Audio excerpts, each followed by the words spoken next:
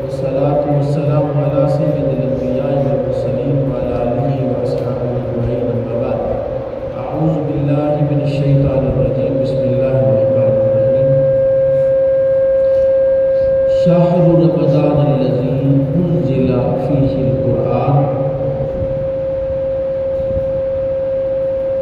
هدى للناس وبينات من الهدى والفرقان فمن شهد منكم الشهر فليصم صدق الله مولانا العظيم درود پاک بآواز بلند الصلاۃ والسلام علیک یا رسول اللہ وعلی آلک واصحابک یا حبیب اللہ۔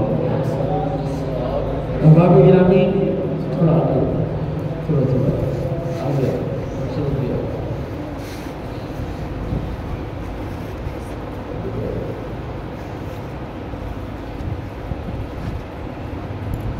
قرآن عزیز فرقان حمید میں اللہ تعالیٰ نے ارشاد فرمایا اِنَّ عِدَّةَ الشُّهُورِ عِندَ اللَّهِ اثْنَا عَشَرَ شَهْرًا، اللہ کے نزدیک مہینوں کی تعداد 12 ہے، 12 مہینے ہیں، اور 12 مہینوں میں صرف ایک مہینہ ایسا ہے جس کا نام اللہ نے قرآن میں ذکر کیا ہے، شہر رمضان، رمضان کا مہینہ۔ عربی زبان میں شہر مہینے کو کہتے ہیں، ہم شہر تو ویسے مدینہ کو کہتے ہیں، مدینہ عربی میں شہر کو کہتے ہیں، تو یہ جو شہر ہے یہ مہینہ ہے۔ اس رمضان کے مہینے کا تذکرہ قرآن عزیز میں اللہ نے نام لے کر بیان کیا، اور اس کی شان کو اللہ کے نزدیک کیا ہے۔ رسول کریم صلی اللہ علیہ وسلم فرماتے کہ جب رمضان مبارک گزر جاتا ہے، یعنی یکم شوال سے 29 شعبان یا 30 شعبان تک 11 مہینے بنتے ہیں، رمضان المبارک کے گزرنے کے ساتھ ہی اللہ تعالیٰ جنت کو نئے سرے سے سجانے کا حکم دیتا ہے، یعنی جنت کو جس مہینے کے لیے سجایا جاتا ہے، آپ اندازہ کر سکتے ہیں جنت تو پہلے ہی خوبصورت ہے، جنت تو پہلے ہی بے مثال ہے، اس کی تو کوئی شے ایسی نہیں ہے کہ جیسے آپ مسجد کی صفائی کر لیں، کوئی گند و غبار پڑا ہوا، وہ تو وہاں اس کا تصور بھی نہیں، وہاں تو ہر شے بے مثال اور لاجواب ہے۔ لیکن اللہ تعالیٰ نے اس مہینے کو عزت دینے کے لیے فرشتوں کو حکم دیا کہ تم پورا سال یعنی 11 مہینے میرے رمضان کی آمد کی خوشی میں اور اس کے آنے تک اس کو سجاتے رہو۔ جی بڑی عجیب بات ہے کہ سجی سجائی جنت کو آج کل جو لفظ استعمال ہوتا ہے ریسیٹنگ فیکٹری سیٹنگ کرتے ہیں موبائل کے اندر، میرا اللہ جنت کو سجانے کا حکم دیتا ہے رمضان کے لیے۔ اس کا مطلب ہے رمضان کوئی انوکھی چیز ہے، کوئی بے مثال چیز ہے، کوئی وکری شے ہے، اور وہ کیا ہے؟ اب رسول اللہ فرماتے ہیں، آپ نے ارشاد فرمایا قد اذلکم شہر عظیم شہر مبارک شہر فیہ لیلۃ خیر من الف شہر، یعنی سایہ ہوتا ہے درخت کا، سایہ ہوتا ہے جسم کا، سایہ ہوتا ہے دیوار کا، تو قرآن کریم نے رمضان کا ذکر فرمایا، رسول اللہ نے فرمایا قد اذلکم شہر عظیم، میرے صحابہ تم پر ایک عظیم مہینہ سایہ کرنے والا ہے۔ اب مہینے کا سایہ کیسا ہوگا؟ جی سایہ تو کسی مٹیریل کا ہوتا ہے، کسی مادی شے کا سایہ ہوتا ہے، روحانی شے کا سایہ نہیں ہوتا۔ دیکھیں میں نے قرآن کریم کھولا اور قرآن کریم کی تلاوت کی 2 آیات تک میں نے پڑھی، ان عدت الشہور عند اللہ 12 شہر، یہ آیت مبارکہ قرآن شریف کے الفاظ پڑھے، بظاہر ہمیں تو یہ الفاظ اور کلمات نظر آتے ہیں، لیکن ان کے پڑھنے پر اللہ تعالیٰ انوار نازل کرتا ہے، یہ رسول اللہ نے بتایا۔ یہ نبی پاک صلی اللہ علیہ وسلم نے سمجھایا کہ جب قرآن پڑھا جائے آسمان سے رحمت کے فرشتے نازل ہوتے۔ چنانچہ بعض صحابہ کا مشاہدہ بھی، حضرت حسین بن حذیر کا مشاہدہ بھی بیان کیا گیا۔ تو مہینے کا سایہ کیا ہے؟ وہ جو ماہ رمضان ہے اس کا سایہ ہے، اور وہ کیا سایہ ہے؟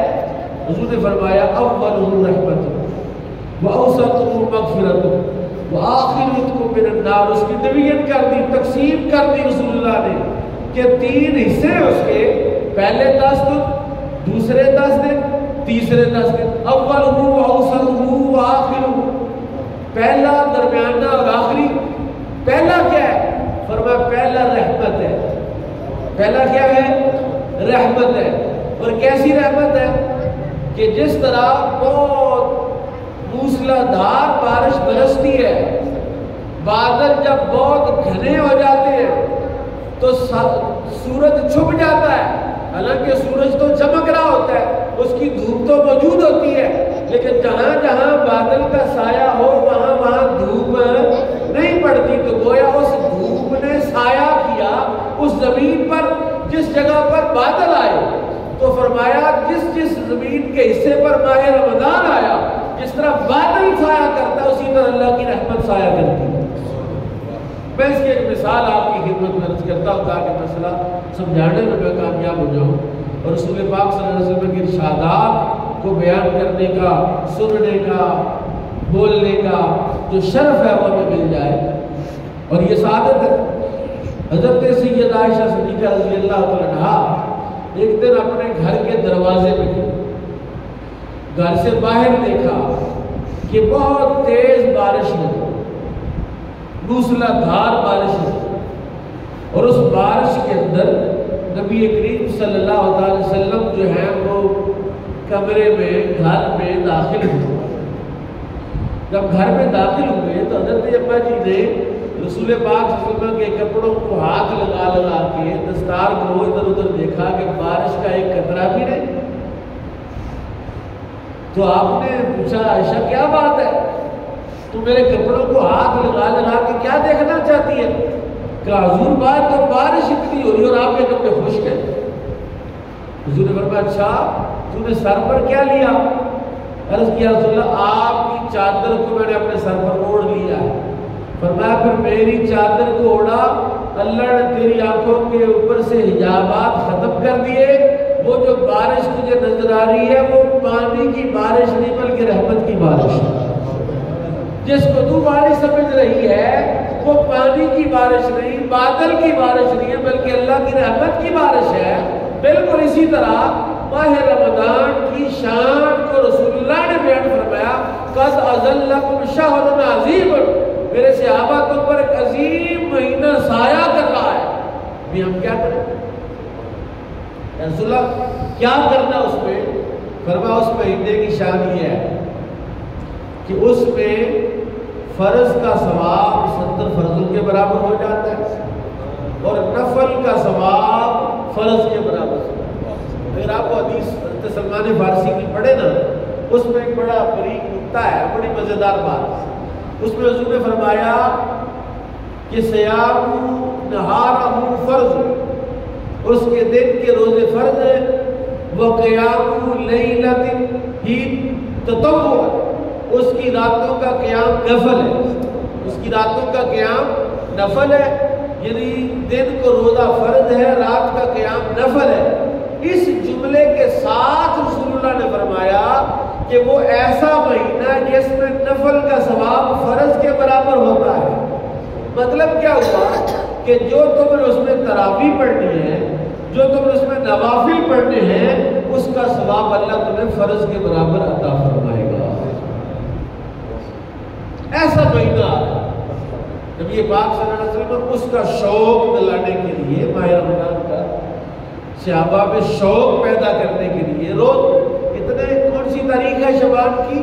اچھا اتنے دن رہے، اتنے دن یعنی احسو شبانہ لی رمضان، رسول اللہ نے شبان احسو شبانہ لی رمضان، میرے صحابہ شبان کو گنا کرو رمضان کے لیے، شبان کو گنو رمضان کے لیے۔ اتنے دن ہو گئے شبان، آج 15، آج 16، آج 17، آج 13 دن رہ گئے، آج 18، آج 12 دن رہ گئے۔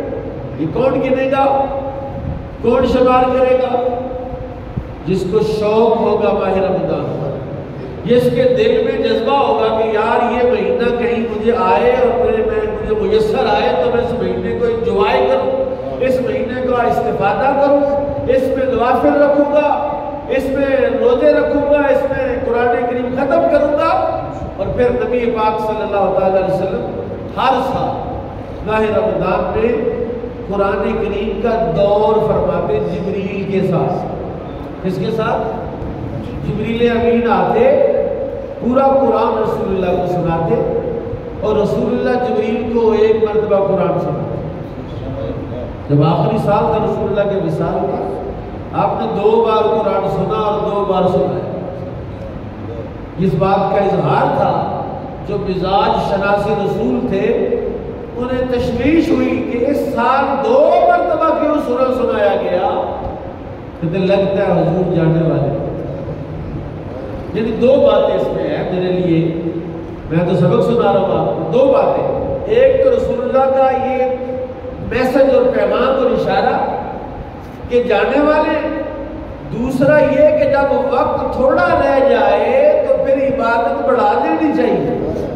جب ٹائم تھوڑا رہ جائے زندگی کا، جب وقت تھوڑا رہ جائے تو عبادتیں بڑھ جاتی ہیں۔ میں مثلا اس کی مثال دیتا ہوں، ہم جو مدینے جاتے ہیں یا مکہ شریف جاتے ہیں یا عمرے پہ جاتے ہیں، تو جیسے جیسے دن تھوڑے ہوتے جاتے ہیں نا، تو حاجی یا معتمر جو ہے وہ اپنی عبادت کو بڑھا دیتا ہے۔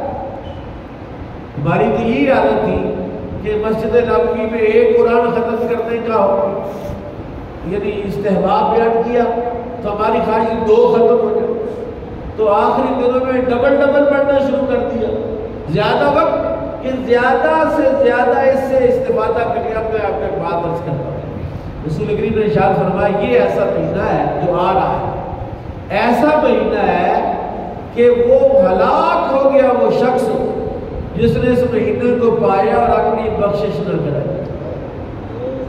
یعنی اندازہ کریں کہ ایسا مہینہ جس میں جہنمیوں کو اللہ بخش کے جنت میں داخل کرتا ہے، یہ ایسا مہینہ جس میں اللہ گناہگاروں کی بخشش فرماتا ہے، گناہگاروں کے گناہ معاف فرماتا ہے، ان کے صغیرہ گناہ، ان کے کبیرہ گناہ، اور اللہ تعالیٰ اس کے لیے دیکھیں جناب آدم سے لے کر جناب عیسیٰ تک کتنے نبی، 1,24,000 میں بے شک دیگر، ہر نبی کی امت پر روزے فرض کے قرآن کہتا ہے یا ایھا الذین آمنوا کتب علیکم الصیام کما کتب علی الذین من قبلکم، جیسے تم سے پہلوں پر روزے فرض کیے۔ یعنی اس کا مطلب ہے ہم سے پہلے جتنی امتیں گزری ہر امت پر روزے فرض تھے، لیکن یاد رکھیے کسی امت کو بھی ماہ رمضان نہیں دیا گیا، یہ اللہ نے سنبھال کے بچا کے رکھا ہوا تھا کہ یہ جو رمضان مبارک کا ماہ مبارک ہے میں اپنے حبیب کی امت کو عطا فرماؤں گا۔ یہ رسول کریم صلی اللہ علیہ وسلم کے لیے اللہ نے سنبھال کے رکھا اور آپ کی امت کے لیے بچا کے رکھا۔ جس طرح یہ جمعہ کا دن ہے، جمعے والا دن بھی اللہ نے 1,24,000 انبیاء علیہ السلام کو و بیش کی امتوں سے بچا کے رکھا، اور یہ امت مصطفیٰ صلی اللہ علیہ وسلم کو عطا کیا گیا۔ امت مصطفیٰ صلی اللہ علیہ وسلم کو بطور انعام اور بطور گفٹ کے دیا گیا۔ اور اسی طرح ماہ رمضان ہے۔ اب ماہ رمضان میں ہوا کیا؟ فرمایا ماہ رمضان وہ ہے شہر رمضان الذی انزل فیہ القرآن۔ اب قرآن نازل کرنا تھا تو نزول قرآن کے لیے بھئی جب بڑی کوئی نعمت ملنے والی ہو، جب کوئی اللہ کہتا ہے وَذَكِّرْهُمْ بِأَيَّامِ اللَّهِ، اللہ کے جو دن ان کو یاد کرو۔ اللہ نے کہا یاد رکھنا یہ جو رمضان تو آتا جاتا رہے گا، لیکن قرآن تمہارے پاس ہر وقت رہے گا اور یہ تمہیں یاد دلائے گا اور تمہارے لیے اطلاع اور خبر ہے اس میں کہ اس کو ہم نے رمضان میں نازل کیا، شہر رمضان الذی انزل فیہ القرآن، اور فرمائے وہ جگہ انا انزلناہ فی لیلۃ القدر، ہم نے اس کو لیلۃ القدر میں نازل کیا، اور رسول اللہ نے فرمایا وہ لیلۃ القدر بھی میں نے رمضان، اللہ نے کہا میں نے رمضان میں رکھی، بھائی رمضان کی آخری عشرے کی تاک راتوں میں لیلۃ القدر کو تلاش کرو، تو لیلۃ القدر فیہ لیلۃ خیر من الف شہر، اس میں ایک رات ایسی ہے جو 1000 مہینوں سے بہتر رات۔ اب چونکہ استقبال رمضان کا درس قرآن ہے کہ رمضان کا استقبال کیسے کیا جائے، ہمارے اسلاف صحابہ رسول کریم صلی اللہ علیہ وسلم اور ہمارے جو اساتذہ شیوخ ہیں وہ رمضان کا استقبال کیسے کرتے تھے، اور ماہ رمضان جب آ رہا ہوتا تو وہ باقاعدہ اپنی زندگی کے معمولات کو، ٹائم ٹیبل کو باقاعدہ مینیج کرتے۔ ہمارے امام اعظم ابو حنیفہ حضرت نعمان بن ثابت رضی اللہ عنہ، جن کے ہم مقلد ہیں، جو فقہ حنفی کے بانی ہیں، آپ ماہ رمضان میں اپنی تمام کاروباری مصروفیات کو بند کر دیتے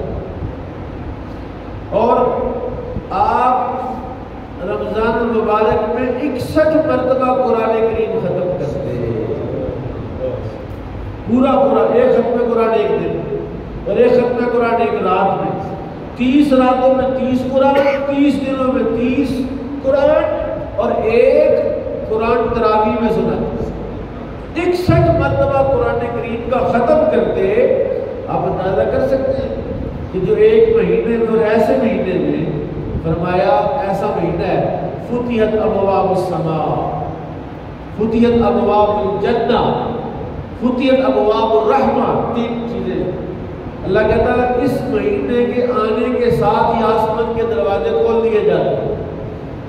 آپ دیکھیں جو ڈیم ہوتا ہے، ہیڈ ہوتا ہے جس میں پانی سٹور کرتے ہیں، اس کے دروازے جب کھل جائیں تو پانی بہت تیزی کے ساتھ نکلتا ہے، تو اللہ نے جو برکتیں آسمانوں میں رکھی ہے، جب اللہ آسمانوں کے دروازے کھولتا ہے تو وہ برکتیں زمین پر اترتی ہیں، اس لیے فرمایا فتحت ابواب السماء۔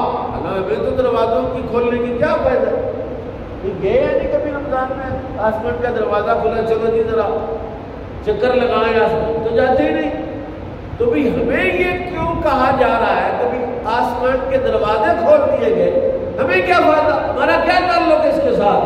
کہا تمہارا ہی تو تعلق ہے کہ تمہارے لیے کھولے جاتے ہیں، مسلمانوں تمہارے لیے کھولے جاتے ہیں تاکہ وہ برکتیں جو آسمانوں میں جمع ہے، وہ برکتیں جو فرشتوں کی محنت اور فرشتوں کی عبادت کی وجہ سے وہاں پیدا ہوئی ہیں، آسمان کے دروازے کھل گئے، وہ برکتیں زمین پر آ گئی۔ اور دوسری جگہ پر فرمایا فتحت ابواب الجنہ، جنت کے دروازے کھول دیے جاتے ہیں۔ ہمیں جنت کے دروازوں سے کھلنے کا کیا فائدہ ہے، ہم جنت میں جائیں گے کبھی گئے، اور فرمایا جا رہا ہے کہ جنت کی جملہ خوشبوئیں، جنت کی جملہ باتیں، جنت کی جملہ نعمتیں ہم اس مہینے میں تمہارے لیے دنیا میں فراہم کرتے ہیں۔ اب سنیے ذرا، مزیدار بات ہے، حضور نے فرمایا شہر یزاد فیہ رزق المومن، یہ مہینہ ایسا جس میں مومن کا رزق بڑھا دیا جاتا ہے، تنخواہ تو نہیں بڑھتی، کوئی الاؤنس تو نہیں ملتا، دیہڑی بھی اتنی ہے، تو اس حدیث کا کیا مطلب ہے؟ اور کہہ بھی کون رہا ہے، فرما کون رہا ہے؟ وہ ہستی فرما رہی ہے جو صادق بھی ہے اور مصدوق بھی ہے، یعنی سچے بھی ہے، اور ان کے سچ کی تصدیق اللہ نے کی ہے کہ میرا محبوب جو کہتا ہے حق کہتا ہے، سچ کہتا ہے۔ وما ينطق عن الهوى ان هو الا وحی یوحی، میرا محبوب اپنی خواہش سے نہیں بولتا، جیسے آج کل ہمارے خطیب یا ہمارے لوگ بعض کا لوگوں کو خوش کرنے کے لیے کوئی جملہ ایسا کہتے ہیں، واہ واہ سبحان اللہ، فرمایا نہیں، میرا محبوب ایسا خطیب نہیں ہے، ایسا متکلم نہیں ہے، ایسا واعظ